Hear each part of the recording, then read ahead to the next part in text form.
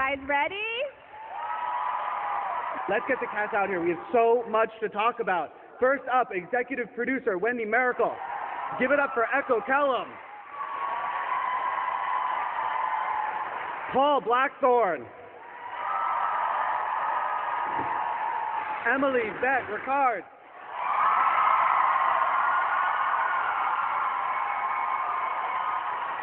Stephen Amell.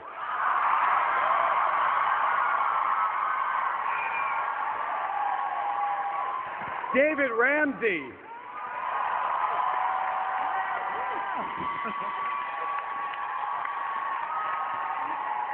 Willa Holland.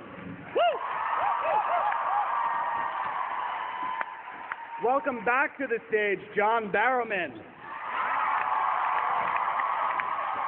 And last but by no means least, executive producer Mark Guggenheim.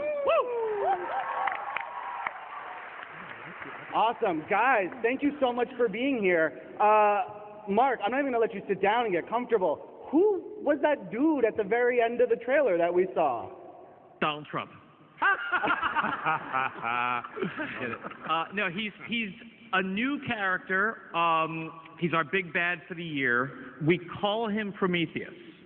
That said, before you start typing and blogging and everything, it's not the Grant Morrison, Howard Porter Prometheus from Justice League, just straight up. But new character, someone who fits into the theme of legacy this year that is going to be driving all of our characters, quite frankly, including the big bad. So he's pretty badass and mean. Nice. I like that. Obviously, Oliver is thinking a lot about his legacy. He's forming a new team, something that Laurel really inspired him to do. Wendy, why was that such a great idea to sort of frame the beginning, at least, of the season around? Well, I think we really wanted to honor what we'd done last season. And obviously, with Laurel being gone, it's incredibly important for Oliver and the rest of the team to move forward, remembering that legacy and honoring it. Absolutely. I know I speak for the fans when I say that we miss Katie Cassidy all the time. She is incredible. What are the chances we may see her again? Well, we will definitely see her in 501 in our premiere of the season. And we have made a deal with her across Arrow, Flash, and Legends. So Katie Cassidy is definitely not gone from this universe. Nice. I think that's awesome. I like that. Stephen, at the end of last season, Felicity said to Oliver, you know, you're at war with these two sides of yourself. He had really sort of done a lot of things that made him question himself. What excites you about going into this new year sort of with this version of Oliver? I'm very excited because, you know, there was this one extreme of Oliver that we saw in season 1, and then a very reactionary version of Oliver that we saw in season 2 after the death of Tommy. And what we see now with Oliver is we see an Oliver that understands that it's not just black and white, that there are shades of gray, and he's really back to the mission of, first and foremost, the most important thing in my life is honoring what my father asked me to do. It's protecting Star City. And I feel like that has, I've been saying all day today, this certainly I don't think is the last year of the show, but it's definitely the end of a chapter, and that is, this was conceived as a 5-year journey. So both Oliver in the present and in the flashbacks, I feel like if we do this year right, we will have the ability to then start anew. And you guys will hit the 100th episode this year, which is huge and very, very cool. Mark, can you talk a little bit about, like, what kind of conversations have you guys in the writers' room been having about what to do with that 100th episode? Well, you know, it's interesting. Our 100th episode is 508. Turns out 508 will be chapter 2 of our 3-part crossover. So the 100th episode is going to be the middle part of the crossover, and then episode 9 is our mid-season finale. So we're kind of designing things to be like a 2-episode 100th episode celebration, the bigness of our mega crossover and the bigness of our mid-season finale. So it's actually timed kind of perfectly. Nice. I like that. Emily, first of all, hi. Happy early birthday. people wanted You to ready? know. You're, it was a really eventful season for Felicity last year. She got shot. She Yes. battled her alter ego goth self. She defeated a bee robot person. She lost a friend. Yes, all of those things. What excites you about the version of Felicity you get to bring into this new year? I am excited to explore her story this year. The girl's going to be dealing with a lot of bottled up emotions, unfortunately. She's going to work through them. I think we're going to do it quite honestly. Honestly, as a selfish point, I always like to play the comedy and those sort of things, but I don't think that would be totally if I just asked for playing that respectful of her journey coming up, because she's holding on to this guilt of killing 10,000 people, the lesser of two evils. So yeah, she's just going to be dealing with that and hopefully doing it with a smile, but I bet you when she's alone, she's got some private tears going down. Understandable. I mean, speaking of Paul, you know, Quentin went through a really huge loss last year. You know, he not only lost his daughter, but he lost his job. I mean, he left with the love of his life, or the now. What could possibly bring him back to this town? I have no idea. I mean, God, it's becoming a habit, losing a daughter, you know, three times now. Yeah, it's pretty rough. What do you guys write this stuff for this guy? Give him a break. At least he got laid last season. At least that. That was nice. That really was the only sort of shining light, wasn't it? Amidst the grief and good knows what. But shut up, Chris. What are these guys muttering down the panel here? Well, the Lance got laid. We just think that awesome that he got laid. We really do. Right? Totally. Thank you. Totally. That was Yeah, I paid for the whole thing. That was the oldest relationship in the history of the CW. Yeah, probably was actually. But no, Lance is utterly miserable coming back into season 5. Having said all that, some old demons haunting him, and yeah, trying to pick up the pieces of lost family, his guilt, and everything that's involved with that, with Laurel, and no job. I think somebody said when he picked up you and your dad that time in the car, somebody said, "Oh, Lance lost his job. I see he's an Uber driver now." And I think that's the future for Lance. Whether you guys ever see it, my backstory is he's an Uber driver. The Flash paradox changed you into an Uber driver. I hate to break it. I hate to break it to Paul. It's Lyft. It's lit. Okay, it's the more reasonable option. Okay. But you moonlight doing Postmates. He's just helping however he can, just like Oliver. David, I'm curious, you know, Diggle also left town at the end of the season, really a lot of stuff weighing on him, and we heard in the previous panel that Diggle is sort of the one who's going to be affected by the flashpoint that happened on the fly. Did you hear that? I mean, we all heard it. You guys heard it, right? We were there. Yeah. I'm just relaying information. Yeah. I mean, what can you tell us about Diggle at the start of season 5? He's in Chechnya, and he's an Uber driver. That's great. That's a good answer. Anyway, no, he's not in Chechnya. Why? Where did you get that one from? Because he actually is in Chechnya. Oh, okay. He actually is. He's in Chechnya. He's with the special forces, handling some business over there. He's still a man of two minds to a great degree. He misses the team, but he's still dealing with the tragic death of Black Canary, who he obviously he blames himself for that. And why he pulled the trigger in killing his brother. He's still dealing with that. And we deal with that in a very, very visceral way. There's a very great scene we just shot with Diggle and how he deals with the death of his brother and his involvement with that. So he's very much at the beginning of the season a man of two minds. He's still conflicted about the events of season 5. Cool. I like that. Well, Echo, I would like to say welcome to the family. Thank you. Welcome to the stage. Thank you. Curtis is, I almost said terrific. I actually almost organically said terrific, and that would have been the lead. We watched you in that trailer tackle the salmon ladder. Try to tackle the salmon ladder. I mean, is that, okay, so how much of what we see in that is genuine effort, and how much of it is just, you know, for the, because it was what's scripted that he wasn't supposed to be good at it? No, that thing is super hard. Kudos to Steven for knocking it out nonstop. But yeah, you know, I think Curtis is just really like influenced by Green Arrow. You know, he really looks up to him, and you know, he really wants to get out there and help Star City as much as he can, like him. And it's a struggle though, and I think that's on the latter shows what the struggle is. And Mark, we're going to get a lot of his backstory this year, right? We're going to get like an origin story. We're going to find out a lot more about Curtis this year. Yeah, actually, we've got some pretty big plans for Curtis, especially with respect to his marriage.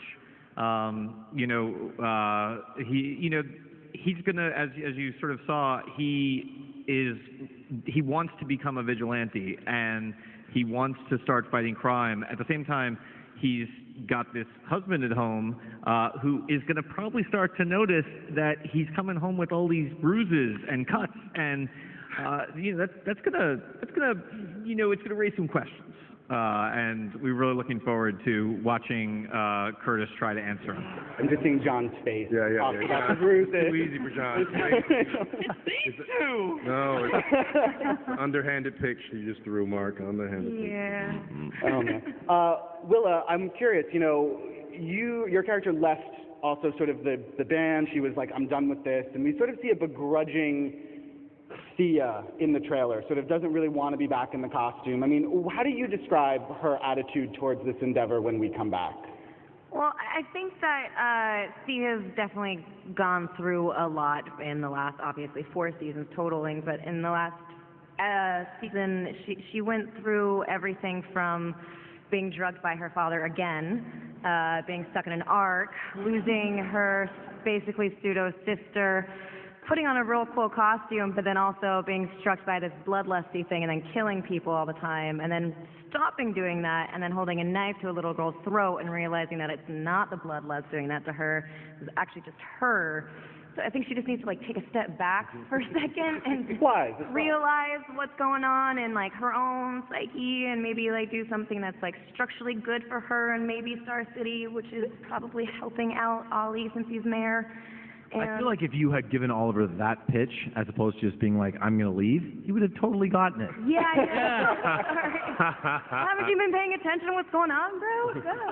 But no, I think this year she's going to be doing a lot of stuff, helping out Oliver like she has done in the last season, but in a different way, since now he's not necessarily a mayor moonlighting as a vigilante, as you guys so nicely wrote. He is a vigilante moonlighting as the mayor at the moment. So someone's going to need to do some duties. Run the city.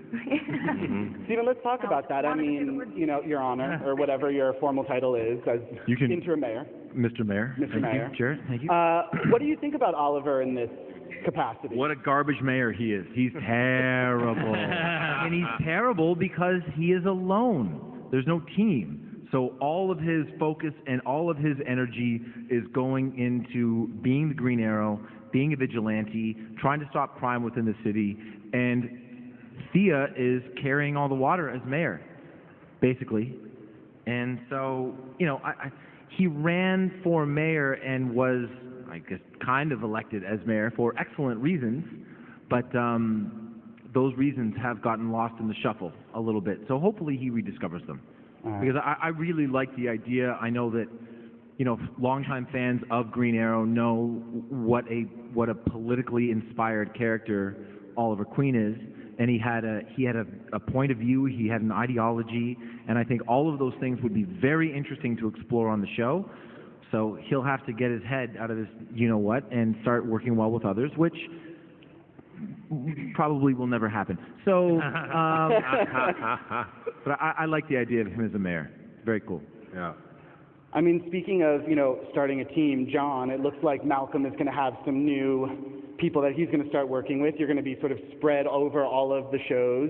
What excites you about getting to bring Malcolm to all of those different worlds? Well, the first thing is that, always true to where he was born in that sense of the character, which is this show, but he's the bad guy that I always say is a troubled hero, a hero of his own story, and what'll be interesting is to see what he is like in these other, if I can say, time lines. Milieus. The new different Malcolms, because who's to say where he may pop up, and I'm being very cautious about what I'm saying because I don't want to say anything I'm not supposed to, but if he is on Legends, what time might that be? Where in the story there he might be, if that makes any sense? Is it the past? Is it the future?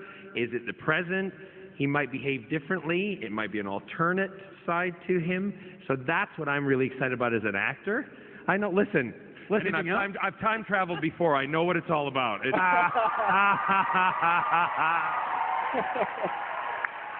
I know how to follow the story and put it all together.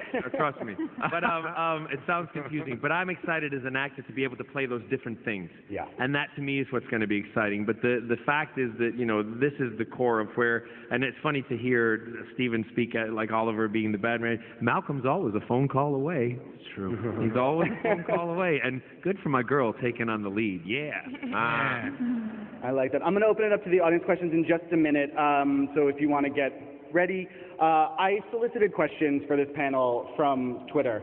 And oh, dear God. I know it's going to come as a huge surprise to everyone that the predominant question had something to do with a little thing called Olicity. First things first, congratulations, Stephen and Emily, on winning Ship of the Year for the second year in a row at the MTV Fandom Awards, voted on by you guys. Thanks to all the fans online who worked really, really hard to make that happen. Yeah, that's right. 9.6 million votes. What? That's great. That's amazing.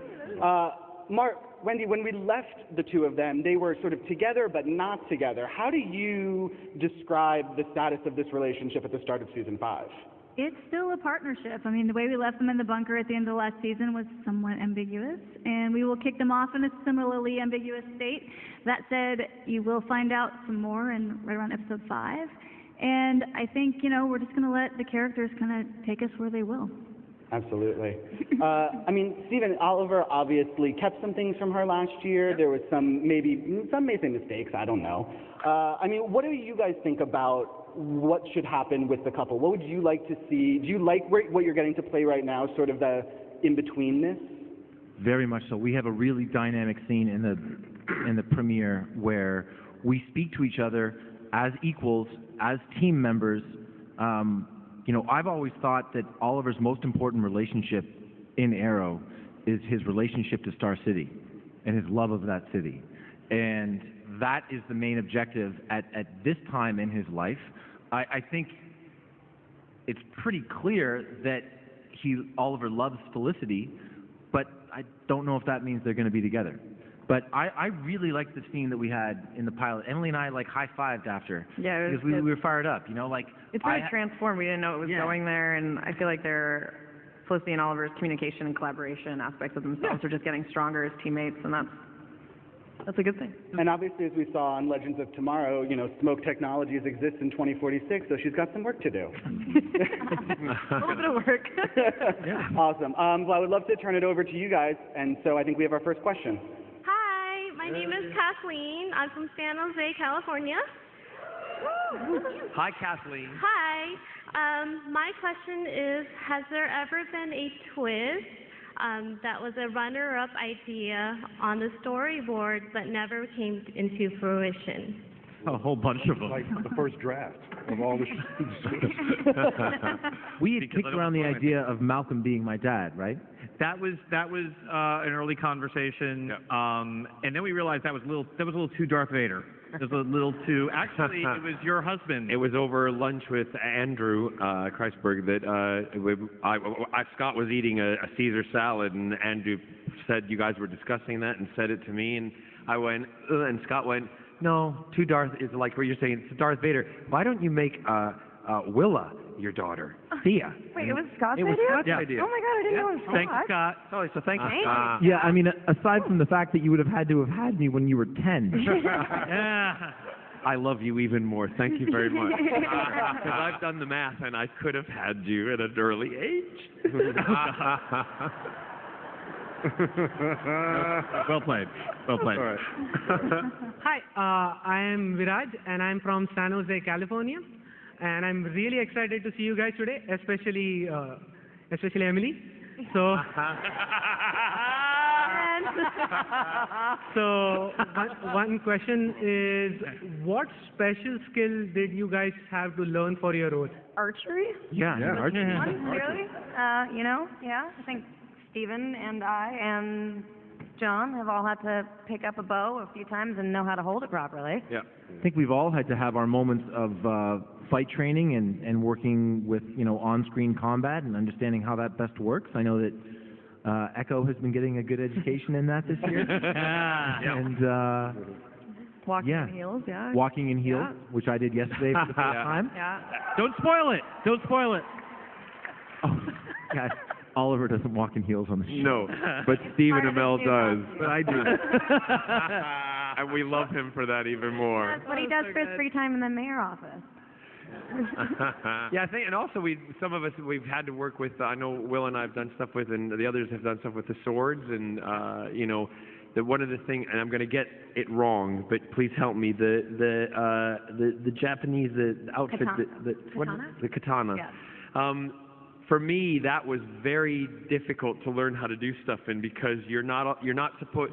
It's told to you that you're supposed to move in it like you're on wheels, so it doesn't go up and down. And I'm from the dance world where it tap dancing is up and down. So they used to keep just coming up to me and going, "Stop bouncing, keep it level," and that was difficult. So.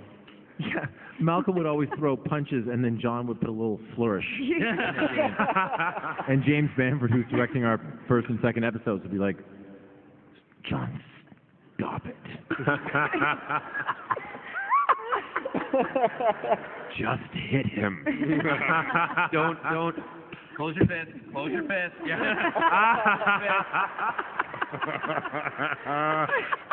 Make sure to breathe. Make sure to breathe." This is not a chorus line. Stop it. Hi, I'm Valentina from Argentina, and my question was, if you would change your character, which one would you change for? Like, which character would you want to be? On the show? Yeah. I'm going to say I'd like to be Diggle before everyone else says they'd like to be Diggle. I'd be Malcolm. I'd be Oliver. I'd be Malcolm. I'd go for Malcolm. Really? Yeah, yeah. Oh, awesome. Since everyone else is wearing pumps, I wouldn't mind being Felicity Smoke, so I can start 14 pumps. I mean, that's what I was gonna say, but then I realized right before I said that that would also include somewhat of an incestual relationship with my brother, and then I had to take it back. Actually, But yeah, obviously I would want to be Emily, but like Emily. The person. I was like, wait, Felicity. Everybody I can't wants to do be ponytails. Emily. I get headaches, so I can't do that one. Hi, I'm Liz. I'm from Tijuana, Mexico.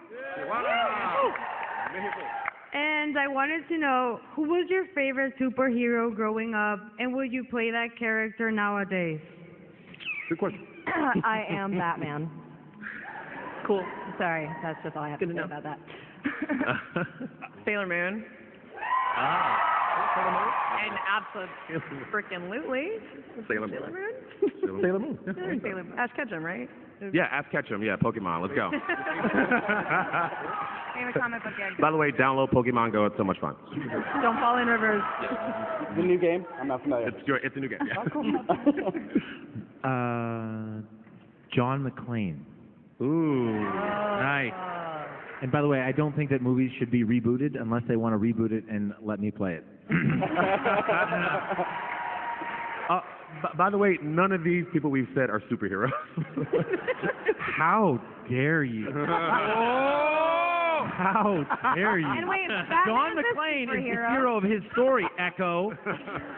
Everyone up told their story. He spawned 5 movies, three of which That's were really good. Hi, my name's Becca. I'm from Los Altos, California, and I was just wondering, what aspects of yourself do you see in your characters and vice versa? You know, I used to actually work at Geek Squad at Best Buy for like 4 years. So that, like, Wendy did this quote, it was like, if Felicity's the software, Curtis is the hardware, and I was like the hardware dude at Geek Squad. So I really feel like I connect with Curtis on a lot of those tech levels. It's a nightmare being Quentin Lance. Really. Drinking, it's terrible. Yeah. So I say that with, I mean, it's wonderful being Quentin Lance. I say that as well. It's just, should I just stop talking? maybe. He's got some dark sides, isn't he? Maybe I've got some dark sides too. But let's not talk about that. What about you, Emily? Oh my goodness. What you doing? I always try to work in like Felicity talks to herself, and I think that's just because I do that. She's always just like, and then, so yeah, that would be a characteristic. I'm stubborn and I'm prideful, and I hold grudges, and I'm not a murderer. But I'm a little bit more like Oliver than maybe I'm prepared to admit. Yeah, I think John Diggle's sense of family, I think we both share that. Not nearly as good as he is, but his sense of love for his family, his child, and wants to make the world a better place for his child. I think that we both share that. I mean, back in the day, she used to go there a lot, so I feel like I had a lot of it in common. But eating burgers, especially a Big Belly burger or whatever, is my number one thing with Tia. 'Cause I love burgers. Yeah, that's all I got, guys. Burgers, you love for burgers. I'm not mean. I'm not manipulative, but I am like Malcolm in the way that I am loyal and I'm committed, and that's probably the only I don't have a. You also usually refer to yourself as the hero of your own story. When I met you for the first time, you said, "Hi, Stephen. My name is John Barrowman. I am the hero of my own story." Yeah, I'm a lot like Malcolm then. Okay. Good question. Thank you. I want to thank the cast of Arrow for being here today. Give it up, guys. Thank you to all of you for hanging out with us on your Saturday. We're going to say thank you to these guys. Thank you, everybody. Thank you, everyone. That's right. Awesome, guys. Have a great day.